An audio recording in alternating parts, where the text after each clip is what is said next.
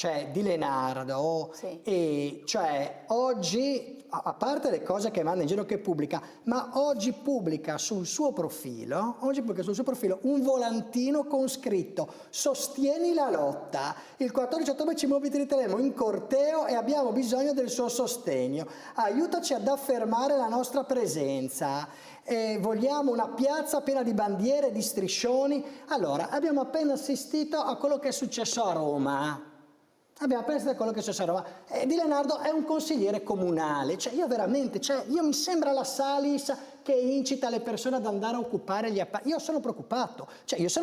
E qua c'è, come dire, con la Uti sappiamo cosa pensa, ma io spero che il sindaco abbia la forza di censurare questo consigliere comunale. Perché l'ultima cosa di cui abbiamo bisogno adesso per la partita, già abbiamo tutti i problemi, ma l'ultima cosa di cui abbiamo problemi è una manifestazione pro-Palestina, come dire, come abbiamo già avuto qualche assaggio, no? Con anche dei consiglieri comunali che vanno lì in mezzo. Cioè, questo, secondo me, su questo il sindaco deve avere la forza di chiamare il consigliere comunale e dire: guarda, se tu vuoi stare dentro questa maggioranza, queste cose non puoi pubblicarle,